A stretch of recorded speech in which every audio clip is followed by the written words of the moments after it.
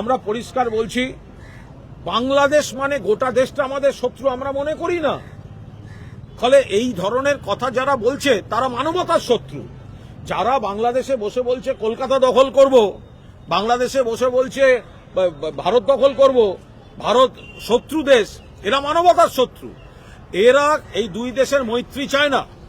বাংলাদেশ আর একটা বাংলা, সেখানের কিছু লোক খারাপ কাজ করছে, তার মানে এই নয় যে গোটা দেশের সবাই আমাদের শত্রু।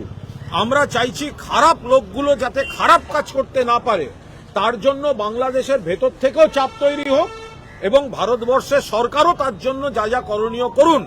তার মানে বাংলাদেশ আমাদের গোটা বাংলাদেশ আর বাংলাদেশের সবাই শত্রু, বা বাংলাদেশ থেকে কেউ বলবে যে ভারতের সবাই তাদের শত্রু, এই ধরনের প্ররোচনামূলক আপত্তিকর কথাবার্তার আমরা পুরোদস্তুর বিরুদ্ধে।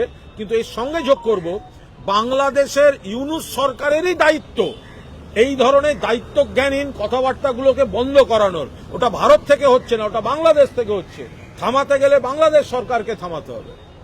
যে বাংলাদেশ ওখানে হিন্দু নির্যাতনটা বন্ধ করুন, চিন্ময় কৃষ্ণ দাস তাকে এইভাবে অ্যারেস্ট, মানে এমন কিছু প্ররোচনামূলক কাজ হচ্ছে যেগুলো অন্য জায়গায় অস্থিরতা তৈরি করছে। আর আমরা চাইছি সকলকে এটা বোঝাতে যে বাংলায় আমরা সবাই ভালো আছি।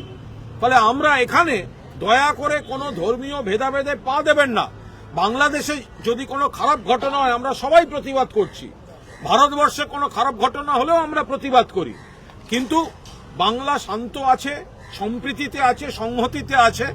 ফলে এই জায়গায় দাঁড়িয়ে আজ মাননীয় রাজ্যপাল তিনি জানিয়েছেন নগেন্দ্র মঠ এবং মিশন তাদের তরফ থেকে এবং বাংলা সিটিজেন্স ফোরামের তরফ থেকে তার কাছে যে আর্জি, যে কেন্দ্রীয় সরকারকে কমিউনিকেট করুন যে কেন্দ্রীয় সরকার যথাযথ পদক্ষেপ অবিলম্বে নিক।